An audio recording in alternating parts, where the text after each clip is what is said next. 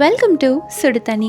இன்னைக்கு 26 days of A to Z சேலஞ்சில் நம்ம பார்க்க போகிறது கேக்கான குல்ஃபி எப்படி பண்ணுறதுன்னு பார்த்துடலாமா? சம்மருக்கு எல்லாருமே ட்ரை பண்ண வேண்டிய ஒரு ரெசிபி, அதே சமயம் ஹெல்த்தியான வெர்ஷனாக பண்ணால் சூப்பர் தானே. ஸோ அந்த மாதிரி ஒரு குல்ஃபியை தான் இன்றைக்கி நம்ம பண்ண போகிறோம். இதோட இன்க்ரீடியன்ஸை நான் டிஸ்கிரிப்ஷன் பாக்ஸில் கொடுக்குறேன். இப்போ வாங்க செஞ்சு சமைக்கலாம்.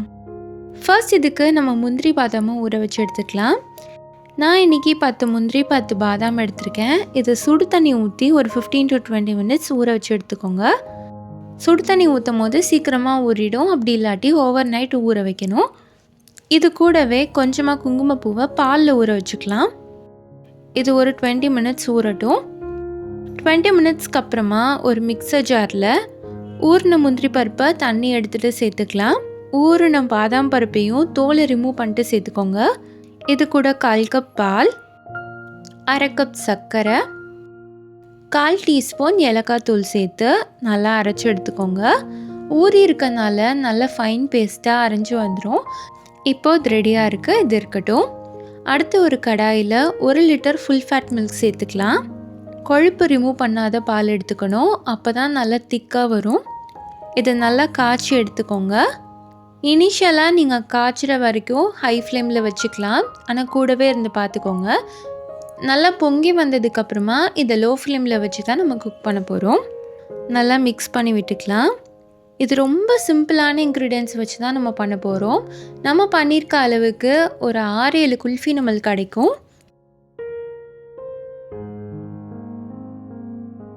இது நல்லா பொங்கி வந்துடுச்சு, இந்த மாதிரி வரணும். இனிமேல் நம்ம லோ ஃப்ளேமில் மாற்றிக்கலாம். மாற்றிட்டு நல்லா கொதிக்க வைக்கலாம். இது பாதியாக சுண்டி வரணும், அதுக்கப்புறம் தான் நம்ம இன்க்ரீடியன்ஸ்லாம் ஆட் பண்ணுவோம்.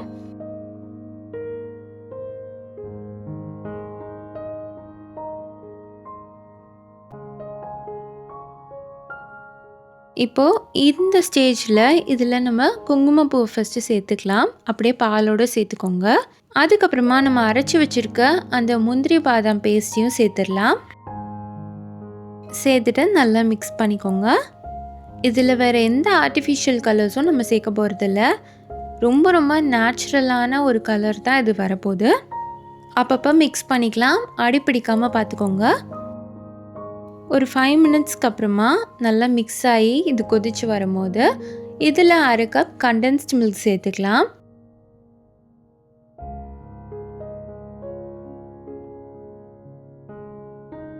கண்டென்ஸ்டு மில்க் இல்லை அப்படின்னா சர்க்கரையே சேர்த்துக்கலாம். சர்க்கரை சேர்த்திங்கன்னா கொஞ்சம் கம்மியாக சேர்த்துக்கோங்க. 1/2 கப்புக்கும் கொஞ்சம் கம்மியாக சேர்த்துக்கலாம், ஏன்னா சர்க்கரை ரொம்ப இனிப்பாக இருக்கும்.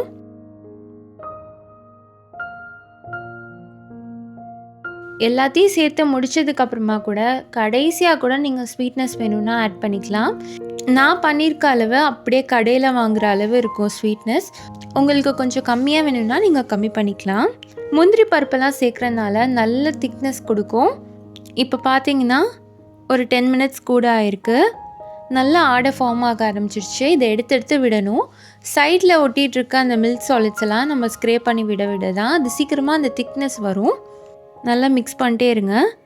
திப்பியாக இருக்கேன்னு நினைக்க வேணாம். நல்லா மிக்ஸ் ஆக ஒரு க்ரீமியான கன்சிஸ்டன்சிக்கு வந்துடும். இந்த சைடில் இருக்கிறது க்ரீம் மாதிரி வரணும், அப்போ தான் உங்களுக்கு பர்ஃபெக்டாக வந்திருக்குன்னு அர்த்தம். தண்ணியாக இருக்கக்கூடாது. சைடில் நீங்கள் ஸ்க்ரே பண்ணும்போது பால்கோவா மாதிரி இருக்கும். ஸோ அந்த மாதிரி வந்துச்சுன்னா நீங்கள் ஆல்மோஸ்ட் ரெடி பண்ணிட்டீங்கன்னு அர்த்தம். இப்போ பாருங்கள், இது எவ்வளோ க்ரீமியாக ரெடி ஆகிருக்குன்ட்டு. இதை நம்ம நல்லா ஆற வச்சிடலாம். ஆறினதுக்கப்புறமா இதை நம்ம டம்ளரில் சேர்த்துக்கலாம்.